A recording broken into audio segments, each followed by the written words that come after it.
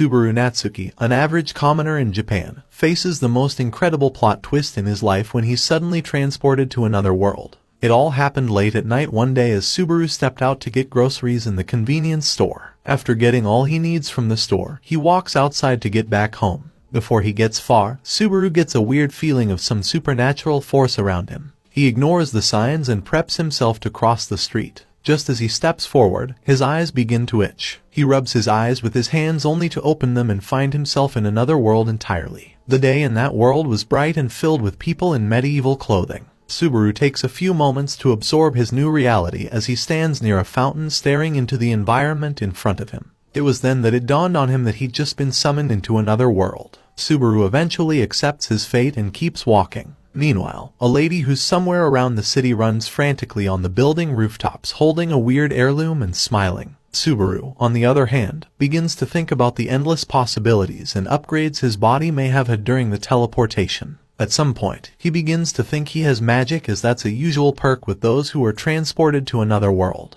He even tries testing it on an accident that's about to happen in front of him. Unfortunately, he finds out the hard way that he doesn't have magic. Subaru continues his journey through the city to find a place to stay. On his way, he finds a stall and tries buying some fruits with his old currency. The stall owner chases him out after seeing his old currency and Subaru continues moving. He also tries interacting with other people in the city but he gets shunned every damn time. When he gets tired of all the stress, Subaru sits in an alleyway to think about his situation. He takes out his phone and finds out it still works in the world he's in. Frustrated, he puts his phone back into his pocket and begins complaining about his terrible odds. He wonders where the beautiful maiden who summoned him into another world was. Just then, 3 muggers find him sitting alone in the alleyway and hold him up to rob him. Before they can do anything, the lady running on rooftops passes by and greets them before going her way. When she's gone, Subaru tries to test his newfound strength. Unfortunately for him, the muggers had a knife on them. On seeing the knife, Subaru apologizes for punching them and gets beaten up harshly. While receiving his beating, a beautiful lady stops by to ask them about her stolen heirloom. The muggers ask her if she was there to save the kid, but she says she isn't. Then, they tell her about the rooftop lady who passed by earlier and nudge her in the right direction. The lady, after getting the information she needs, the beautiful lady saves Subaru with her spirit magic. When the muggers are gone, the lady asks Subaru about the location of her insignia heirloom. Subaru tells her he knows nothing about such a thing and then faints shortly. The lady and her pet talking cat contemplate leaving Subaru to die there but they eventually end up helping him. A few moments later, Subaru wakes up on the lap of the pet cat and throws a fuss over it. The lady asks him to pay her back for rescuing him by telling her the location of her insignia. Subaru gives her more information about the rooftop lady and calls it quits. The lady thanks him for the help and considers it repaid. She takes her leave but Subaru follows her out of the alley. Now on the street, he convinces her to let him accompany her on her quest to find the thief who stole her heirloom. The lady accepts his request and leads the way forward. Over the next few scenes, Subaru and the lady ask every stall owner in town for the whereabouts of the insignia thief. A few hours later, the duo settled down for a break on the balcony of a building. There, they introduce each other formally. The beautiful lady introduces herself as Sadala and Subaru calls himself Subaru. After hearing his name, Sadala gets the feeling that Subaru is from a noble family. She feels his hands and confirms her suspicions. After their break, they continue their search. At one point, they find a little girl with green hair looking lost and confused in the middle of town. Subaru and Sadala argue over whether they're to help the little girl or not. Sadala ends up walking over to the little girl to ask a few questions. However, the girl starts crying loudly. Subaru walks in and pulls a coin magic trick, making the girl smile. Then, they take her around town to find her mother. Thankfully, they didn't have to go far as the little girl was reunited with her mother. Later on, the duo settle down by a bridge to talk about their progress. Subaru argues with Sadala again about good deeds and the like. Sadala concludes that Subaru is someone who likes wasting his life on useless things. She then tells him about her nature as a half-elf, half-human. Still, Subaru compliments her beauty. Sadala gets visibly touched and shies away from the embarrassment. Eventually, Subaru takes them back to their main quest. They get to their next poi, which is a merchant somewhere around town. There, Subaru tries to bribe the merchant to spill some information, but he soon finds out that both of them are broke, so he dismisses them. Before they leave, the little girl they helped earlier arrives with her mother to see their father, the merchant they are asking for information. After hearing about the help they rendered to his family, the merchant apologizes and offers his help to them. Hours later, by evening time, Subaru and his new iSky girlfriend, Sadala, walk the abandoned slums of town, scared of every alleyway and corner they pass by. At one point, Sadala complains to Subaru that she's already out of time and must return the insignia before nightfall. Puck, the pet talking cat, also decides to call it a day as it is dark already. Sadala greets her goodbye and watches her disappear into thin air. Now alone with Subaru, Sadala makes it known that he shouldn't be getting any ideas at all. She tells him about lesser spirits like Puck that take time to fully develop into an original spirit, and proceeds to light herself up to glow like the stars in the sky. Moving on, Subaru and Sadala keep walking towards a particular direction. They find a passerby moments later and ask him about Felt, the lady they were looking for. The person tells them about the notorious Felt and tells them to be prepared to negotiate their stuff back. Subaru and Sadala keep moving forward, arguing like two people in love before considering working together to keep them safe. Subaru takes the first watch and lets Sadala sleep.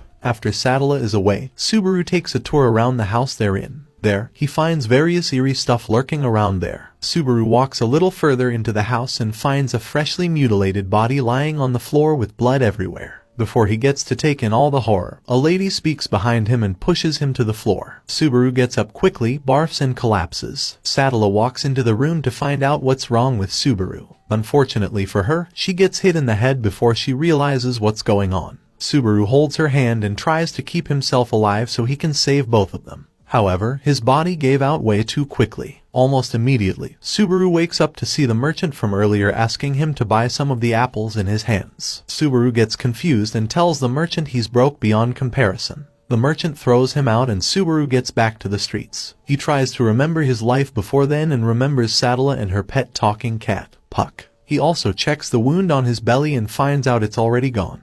Confused, Subaru rushes through a familiar alleyway and finds the three muggers from the previous day waiting there for him. Tired of facing the same troubles again, Subaru tricks them into believing he is powerless. When they let their guards down, he beats the living shit out of them and continues searching for Sadala. He gets back to the abandoned slums from earlier and finds the building they stayed in the previous night. He bangs the door and finds out the inhabitant is none other than the dead body he found the previous night. Subaru gets even more confused and asks the old man if he's ever died before. The old man laughs and tells him he's never closed his eyes to death before. Subaru then asks him about Sadala and the insignia. However, the old man tells him he knows nothing about such. He then tells Subaru about a shipment of loot he's receiving later that day and tells Subaru to stay behind to check whether or not his insignia is there. Subaru asks him about Felt, the weird young lady, and the old man still tells him he knows nothing about her. The old man then asks for some payment and Subaru gives him some potato chips from the previous world he was in. Subaru waits outside the house for Felt to arrive. When she does, he talks to her about the insignia and takes her inside. While inside the house, Felt and the old man argue with each other over spoiled milk and all that. The trio get to tease each other for a few minutes before Felt talks business. She drops a precious heirloom and asks Subaru to pay for the jewel inside it. Subaru tells her he doesn't have any money on him but he could trade his cell phone for the heirloom. Felt and the old man ask him about the phone in his hand and Subaru takes a picture of them. When asked what that was, Subaru lies and tells them the device had magic that could freeze any moment in time and then store it. This fools the old man and Felt well enough for them to ask for the phone's worth. Again, Subaru tells them it's probably worth 20 holy coins. The old man and Felt believe his lie but then tell him about a former client of theirs who wanted the heirloom insignia for 10 holy coins. To avoid breaching their contract, Subaru would have to follow them to the point of negotiation and legally buy the insignia from them. As they discuss their terms and conditions, someone knocks on the door and Felt gets up to answer it. Minutes later, she returns inside with her client. The client, who is a familiar lady, weirdly spooks Subaru, almost like he's seen her before. Still, he calms down and openly negotiates the insignia with her over some drinks. Subaru shows her the item he's putting up for sale and tells her the worth. The lady reveals her identity to them. It turns out she's just a proxy representing her real client. As such, she's prepared to increase the price for the insignia to 20 holy coins if they're ready to sell it to her that instant. Subaru caves in defeat but the old man tells him he's still getting the insignia since his phone is probably worth more than 20 holy coins. The negotiation ends quickly with Elsa, the proxy, getting the short end of the stick. She gets up to take her leave and asks Subaru what he's going to do with the insignia.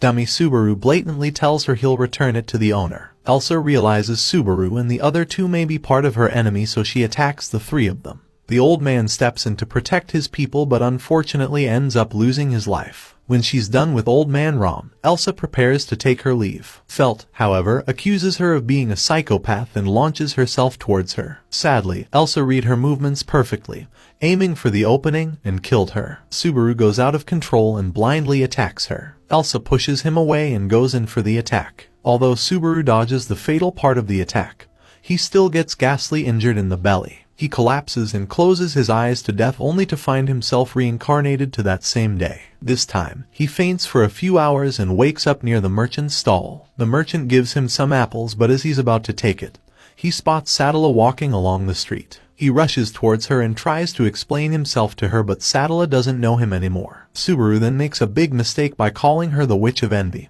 just like Felt had advised him to do. Hearing him call her that, Sadala gets really pissed and warns him never to call her that again. As she prepares to head out, Felt, who's been hiding in a corner all this while, approaches Sadala and steals her insignia. Sadala immediately chases after Felt, despite Subaru's warnings. Subaru follows the two girls and runs into the same alleyway again.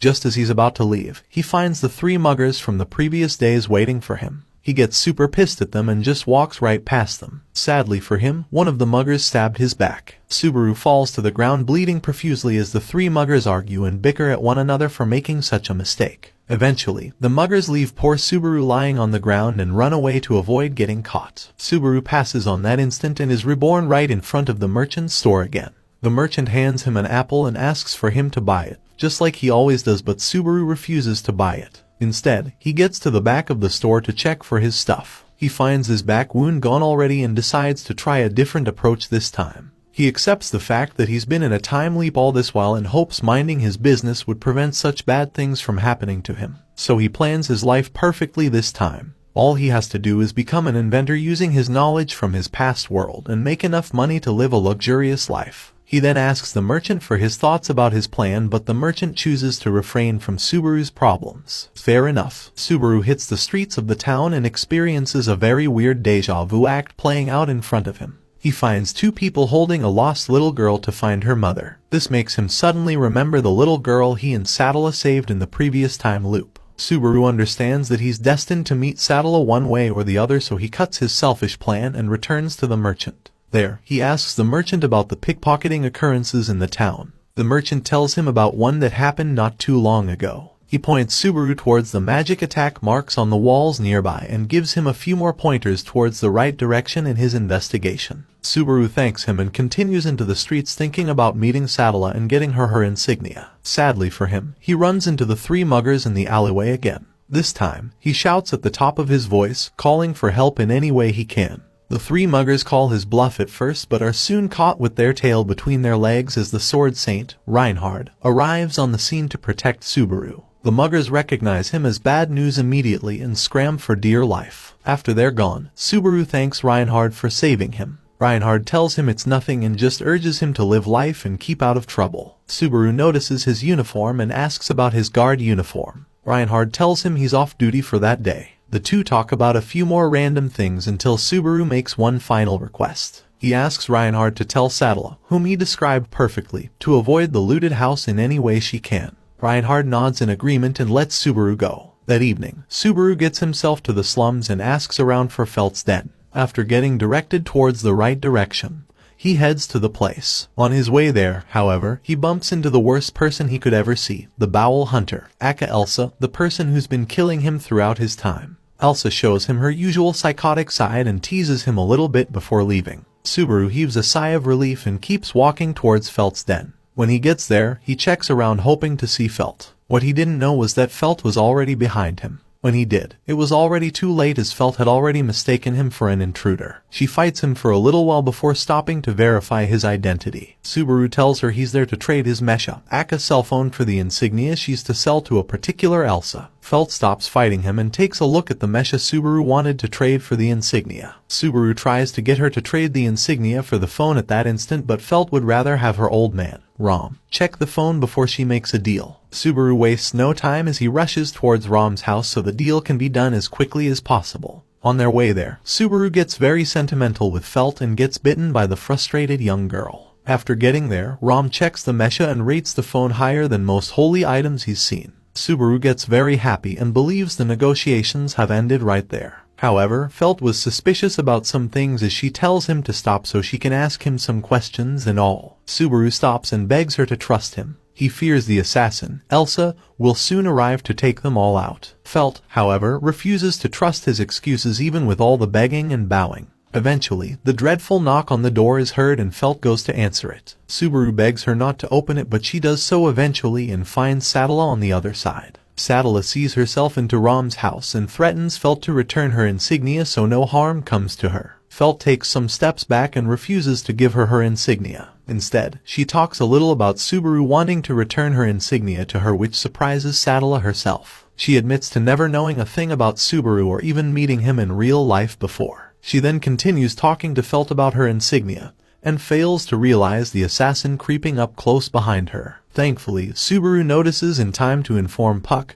her pet talking cat, to block Elsa's attack. After her first failed attack, Elsa shows herself and promises to slaughter everybody in the room as opposed to her initial plan, which was to do away with Sadala alone. Subaru steps up and shames her for being such a bad lady. He yaps on and on about some other meaningless things and buys Puck enough time to restore all his mana to attack the assassin. When Puck's ready, he throws a bunch of crystals at Elsa but doesn't even manage to scratch her. Elsa switches to the offensive and begins attacking Sadala. Sadala, on the other hand, accepts the fight. Together, the duo go at it for a while with Rom, Subaru and Felt spectating from the back of the building. At one point in the battle, Sadala manages to trap Elsa. She directs one large attack at Elsa but she still manages to dodge it. Puck becomes very tired as he's run out of mana, so he retreats to the spirit world to rest up, leaving Sadala all alone to fight the dreadful Elsa. While the two fight, Felt finally thanks Subaru for saving her earlier. If only she'd listened to him earlier on, this probably wouldn't have happened.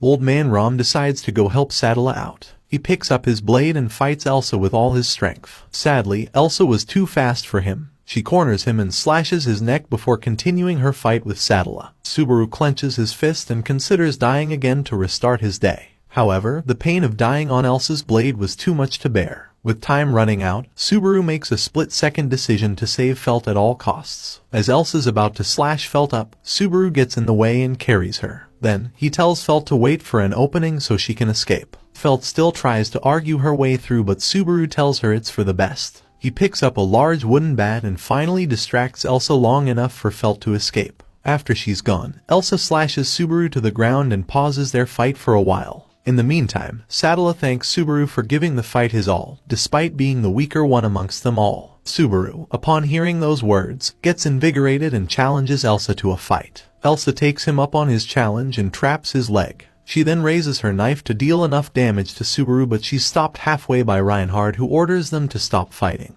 Upon seeing a stronger opponent, Elsa takes some steps back and introduces herself to the powerful saint. Reinhard tells her he was summoned over there by Felt when he found her running frantically through the deserted streets. Reinhard asks Elsa to surrender, but Elsa tells him it's not possible. He chuckles a bit and asks Subaru to stay near Sadala, who is busy healing Rom with her magic. Subaru has a little discussion with Sadala as she heals the injured old man. Meanwhile, Reinhard draws a fake sword and uses it to fight Elsa. Reinhard destroys her first weapon and keeps up with the attacks. When Sadala is done healing Old Man Rom, Subaru gives the signal for Reinhard to go all out on Elsa. Reinhard smiles and uses the rusty sword in his hand to unleash a very powerful magic attack that blows the entire place up. After taking care of Elsa, Subaru finally stands tall and thanks Reinhard for saving him this time. At least he won't have to die and be reborn to that day again.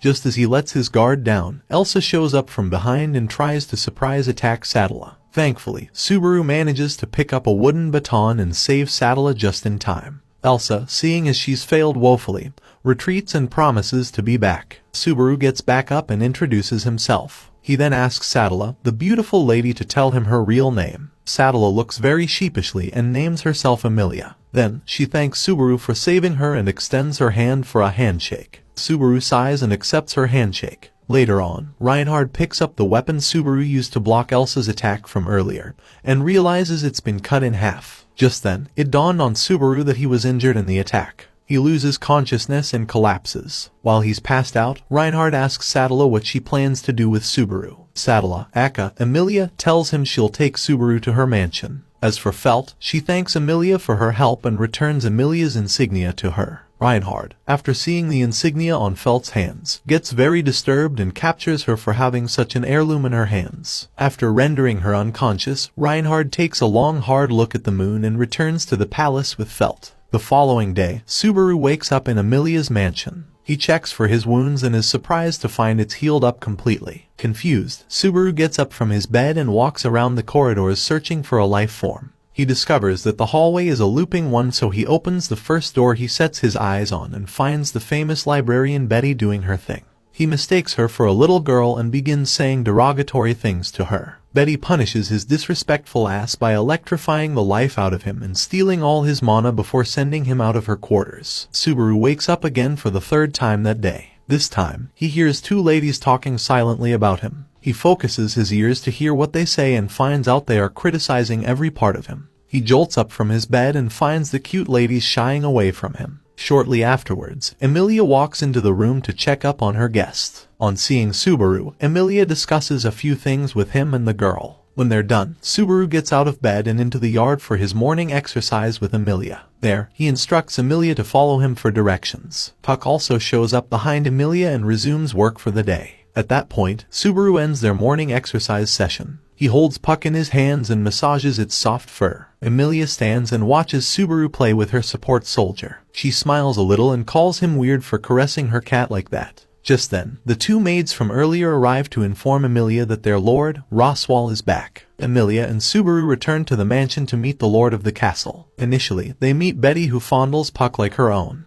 But when Roswaal comes by, Subaru mistakes him for a clown who was hired to entertain them during breakfast. However, when he finds out that Roswaal is the lord of the manor, he swallows his spit and settles to eat breakfast with the lot. At breakfast, they discuss the chores and responsibilities of the house as Subaru questions the two maids about what they do at the mansion. He tastes their food and appreciates the complexity of the flavors in the entire dish. After eating, Roswaal tells Subaru about the happenings in the royal palace. Apparently, the kingdom is currently without a king as it's being plagued by an epidemic. Subaru gets a little scared of him being off now that he's known the truth behind the kingdom. He even begins to suspect himself to be the patient zero of the epidemic plaguing the kingdom. However, Roswaal tells him not to fret and that nobody thinks of him as a traitor. Emilia butts into the discussion and shows Subaru her insignia. When asked about it, she explains to Subaru that the insignia is an item that proves someone's worthiness to be the next king of the kingdom. The lot continues talking for a few more minutes until Subaru asks to be hired to work as a butler in the mansion. Since nobody objects, Subaru is taken to the dressing room and measured by the two ladies from earlier. When they're done measuring him, they take him on a brief tour around the mansion so he doesn't get lost on the job. At one point in the tour, Subaru finds Betty petting Puck. She throws him out one time and then changes her room, only for him to figure out the right door and catch her petting Puck again. After the tour around the mansion, he begins work immediately. One of the girls shows him his tasks for the day and Subaru finishes all of them before night. Just as he's about to sleep, one of the girls brings him his clothes. Subaru does a few more minor adjustments before calling it a day. The following day, Subaru tries cutting some potatoes for their breakfast dish. His terrible expertise in the job causes him to cut his finger. Moving on, Subaru continues his chores for the day and finishes them before it gets too dark. Under the cover of the dark, Roswaal discusses a few things about Subaru with one of the girl maids. The girl maid tells him about Subaru's conspicuous acts but soon tells Roswaal he shouldn't be a problem in the long run. Roswaal commends her observation and continues his thing. Meanwhile, Emilia is seen with Subaru enjoying their time on the lawn. Subaru gets emotional at one point and expresses his innermost feelings to Emilia. He gets so carried away that he accidentally shows Emilia the cuts on his fingers. When he realizes it, it's already too late. Anyway, Subaru still asks Emilia out on a date to go sightseeing with him. Emilia initially refuses to go, but after much persuasion, she soon accepts it. Subaru's mood gets lightened up and he rushes over to Betty's room to disturb her again. This time, Betty gets very restive and throws him out of her room. Subaru goes to sleep as a happy man as he begins to count down to the next day. Sadly for him, fate had a different thing in mind for poor Subaru. Moments after he wakes up the following day, he finds out that his time has been reset and the events which happened the previous night never happened. Subaru is confused. However, this time, he decides to take a different approach. Moments after he wakes up, the two maid angel girls, Rem and Ram, appear near him to welcome him back to the mansion. Subaru covers his face and rushes over to another room to reflect on the kind of spell or curse he's been placed under. Unknown to him, he'd broken into the terrible Beatrice's library. When he finds out, it's already too late as Betty, or Beatrice, is already talking to him. From their conversation, it turns out Subaru had previously woken up earlier that day and had come to disturb Betty's peace. Subaru thanks her for her time and heads out to the yard to double-check something. Betty lets him out and Subaru gets to the yard to find Emilia. There, he sees her walking across the lawn and approaches her. Subaru couldn't be any happier to see Emilia and her adorable face. He talks to her a little bit and gets the happiness he needs to not fall into total despair. Even Puck, the fluffy pet talking cat, shows up to join their conversation. When they're done talking, Subaru rushes back inside to have dinner with everyone, including Roswaal, the lord of the mansion. Moments into eating breakfast, Subaru asks Roswaal to employ him as a butler in the mansion again. Subaru plans to relive the same experience he had the previous so he can break the curse. This plan almost works, but unfortunately for him, he is forced to have a break in the bathhouse in the middle of the day. While at the bathhouse soaking away his sorrows, the impulsive Roswaal walks in unclothed and teases Subaru before getting into the bath to chill out. While taking their baths, the duo talk about the maid girls, Rem, the blue-haired one, and Ram, the pink-haired one. After he's done, Subaru steps out of the bathhouse and finds Ram at the entrance bringing Roswaal's clothes to him. Subaru, upon seeing her, covers all his exposed areas to prevent Ram from seeing his small PP. Ram shows no interest in whatever is down there. Instead, she tells him to get ready to meet her later that night for something she couldn't discuss there. Subaru rushes to his room fidgeting as he thinks Ram wanted to grape him or something. However, when the night comes, Ram enters his room and tells him she's there to help him learn to read and write. Once he can master that skill, he can help out more in the house. Subaru, after thinking about the good this can do, agrees to learn their characters. He picks up the calligraphy pen and begins scribbling on the papyrus in front of him. A few moments later, he begins pouring his heart out to Ram, completely unaware that she was already asleep. When he sees her moaning softly on the bed, he angrily breaks his pen. The following day, Subaru wakes up early and puts on his butler's attire again, ready for work. He asks Rem, the blue-haired maid, if she could allow him to sew her clothes for her. However, Rem tells him there's no need. Subaru is very surprised at Rem's poor sense of fashion, so he tries convincing her to put on more clothes besides their maid outfits. Rem sees this as an insult and begins to say insulting things towards Subaru. Eventually, she walks away from Subaru and urges him to continue his day's work. Subaru joins the girls in the kitchen and cuts his fingers again from his inexperience. Ram chastises him for being such a terrible butler and also urges him to take care of his hair. After cutting vegetables in the kitchen, the trio headed out to the yard to trim out the bushes. There, they discuss hair and duties in the mansion. Hours pass by and Subaru is seen cleaning the bathhouse. Just then, Rem interrupts him and apologizes for making insulting remarks towards him earlier that day. Subaru tells her he'll forgive her on the condition that she helps comb his hair. Rem picks up another scrubbing brush and joins Subaru in washing the floor. She says a few derogatory things to him and then succumbs to his wishes. Subaru, after his work, follows Rem out to town to get some supplies. At the supply area, he finds some kids playing and joins them in their fun till Rem finishes getting all the supplies. On their way home, Rem and Subaru talk about kids like they're some bad people. Subaru tries to stop her from talking down on children, but with Rem being Rem, she continues talking about it. Eventually, Subaru changes the topic and says a few good things about Ram, and this makes Rem smile. That night, Emilia fills in for Ram to supervise Subaru's learning session for the night. Subaru's mind beats out of rhythm as he gets pretty scared about what to do. Seconds later, he musters up courage and asks Emilia out on a date. Emilia initially asks him about what a date is. Subaru explains it to her and convinces her to follow him on a date. Subaru becomes so happy that he promises never to sleep that night so he can survive the night and avoid dying in his sleep. Unfortunately for Subaru, he was about to experience another canon event in his night. As he waits anxiously for morning in his room, he feels a sudden cold and the lights go out. Subaru rushes to the corridor shivering and wondering why his body feels queasy. Sadly, it turns out he'd been poisoned earlier that day and the poison was already taking effect. Subaru collapses in the hallway and is slashed by an assassin sent to kill him. Subaru wakes up in agonizing pain as he returns to the same state he was in his time leap. He unintentionally scares Ram and Rem, who are near him at the time. Subaru realizes they probably hadn't met him before, so he tries to calm them down. Then, he dresses up and walks through the hallway, trying to retrace his steps and possibly figure out what the hell happened the previous night. Betty, who seems to be following him, interrupts him and calls him irritating. Apparently, he'd already entered her library without her knowing. Subaru apologizes for causing her any issues and asks her to serve him some tea. Betty takes offense at such a statement, so she politely asks Subaru to get out of her library. Subaru doesn't seem to get the memo initially as he continues to pry into whatever book she is reading.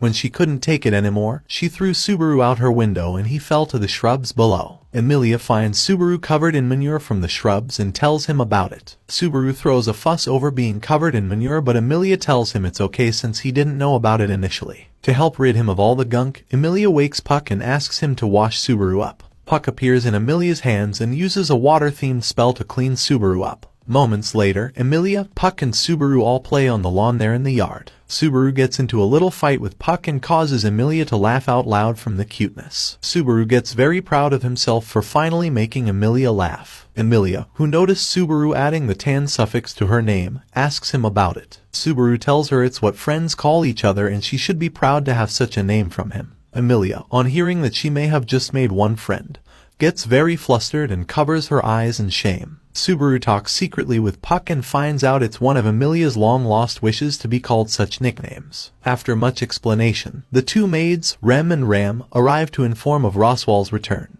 This time, Subaru decided to try a different approach. He plans to work meticulously through the next 3 days just so he can quietly figure out who his assassin is, provided they're amongst them. When Roswaal asks him what he wishes to do, Subaru chooses to be a normal guest in the mansion, instead of asking to work with them as a butler. Roswaal grants him his wish and Subaru spends the rest of his day investigating the mystery around his death. By evening time, Subaru tries to talk to Ram but gets ignored. The following day, Subaru approaches Betty to ask her about the type of spell or curse he's been placed under. You know, the curse that makes him die in his sleep and wake up completely fine in a time leap. Initially, Betty tries to push him away but Subaru begs her to hear him out. After hearing all he had to say, she decided to help him. After a few readings, Subaru finds out he's been cursed by a shaman who seems to be draining his mana each time he goes to sleep. Subaru asks him if there is anyone who could do such magic in the mansion. Betty tells her only she and Puck could do such high-end magic. Betty also tells him she was the one who helped heal him back when he was brought to the mansion. Subaru finds this hard to believe, so he tries to tease the truth out of her. Betty gets understandably pissed and throws him out of her window again.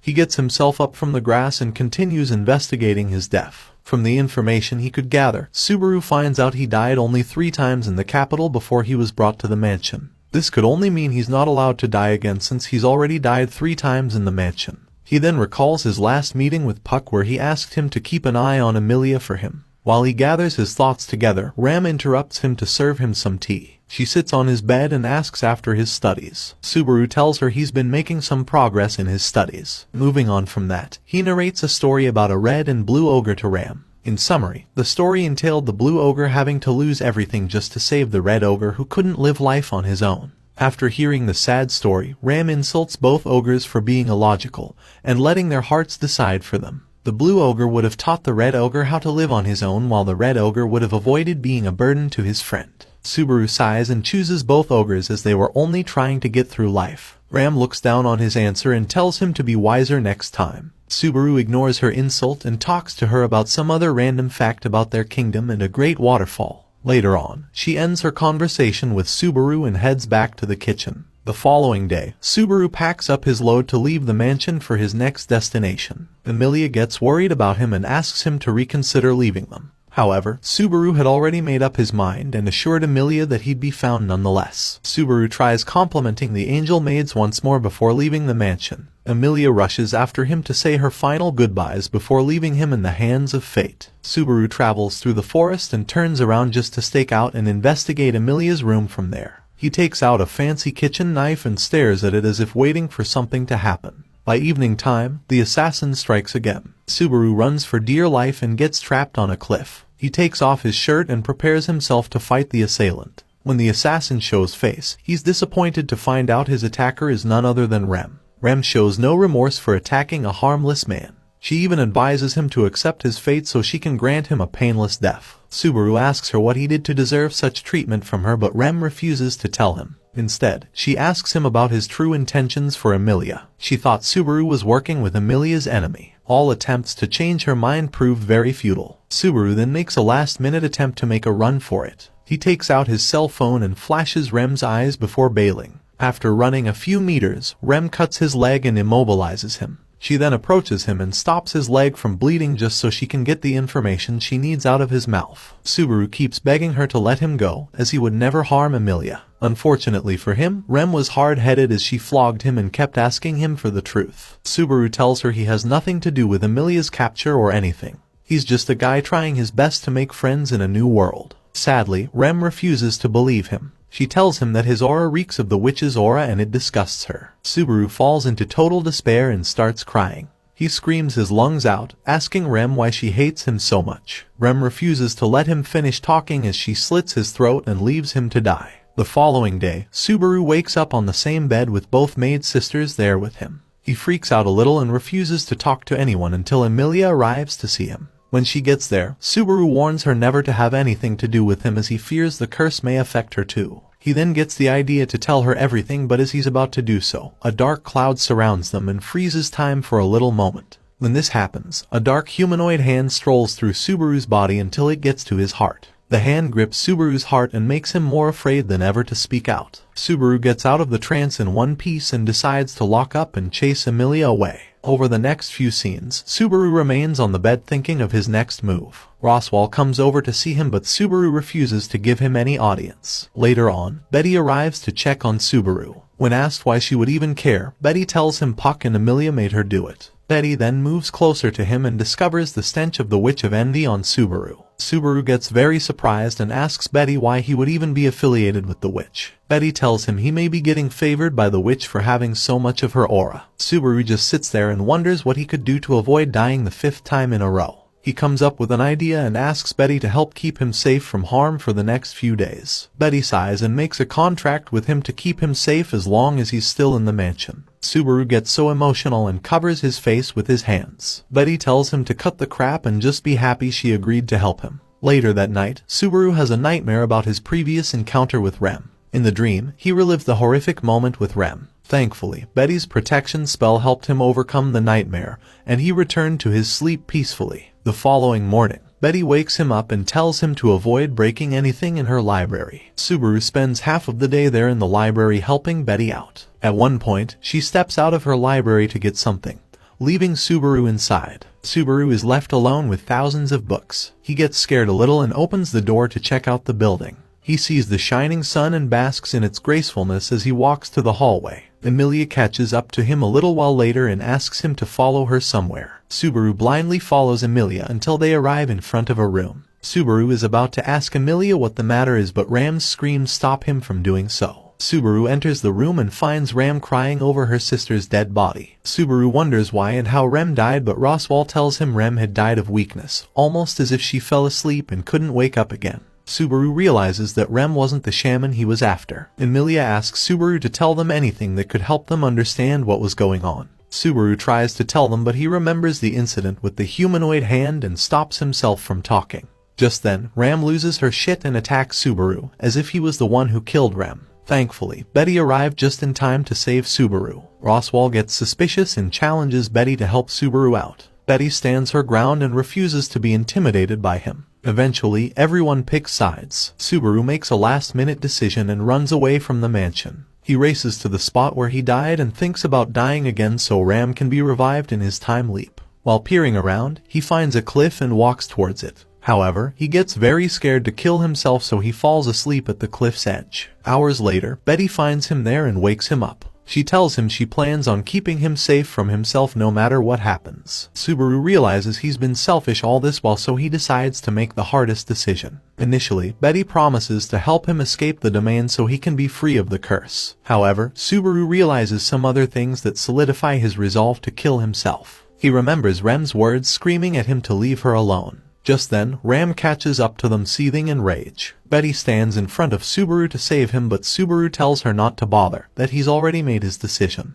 Without thinking twice, Subaru thanks everyone for helping him out and races towards the edge of the cliff. Subaru jumps off the cliff with a smile on his face and crashes head onto the ground, ending his life in the process. Mere moments after meeting his end, Subaru wakes up on the same bed again. This time, he finds the two sisters, Rem and Ram, together. He suddenly feels a pain in his belly and squints his face. Rem and Ram immediately rush to find out what's wrong. Subaru holds their hands to confirm if they truly are the ones with him. After confirming his suspicion, Subaru smiles and appreciates the girls. Rem and Ram, who technically haven't seen him before, step back from the pervert in front of them. Subaru smiles still and waits until Emilia comes by to check up on him. During breakfast, Subaru asks Roswaal to hire him to work in the mansion. This time, he tries yet another approach different from the last one. By helping the residents with stuff they need help with, he can earn their trust and easily avoid being suspected as an enemy. Luckily for him, Roswaal has no objections towards his request as he allows Subaru to do his work in peace. Immediately after breakfast, he rushes over to different sections of the mansion to help out with 1 or 2 tasks. By lunchtime, Subaru takes a break on the lawn to chill out. Puck meets up with him there to keep him company. The duo discuss Emilia and her magic attribute. From their conversation, Subaru finds out that Emilia is a spirit arts user, not a magic user. He also figures out that he may have some magic lying somewhere inside him and asks Puck to help him find out. Puck does his mojo and figures out Subaru's attribute to be Shadow, which is a very rare magic attribute to have. At that point, Emilia returns from her chilling outing and finds Subaru throwing a fuss over his magic attribute. She calms him down and lets him know just how special his magic attribute is. Subaru still asks for some proof to know whether he's truly a shadow user. Emilia and Puck throw him into a dark trance that scares Subaru. He thankfully gets out of the trance and returns to normal before Emilia notices something's wrong.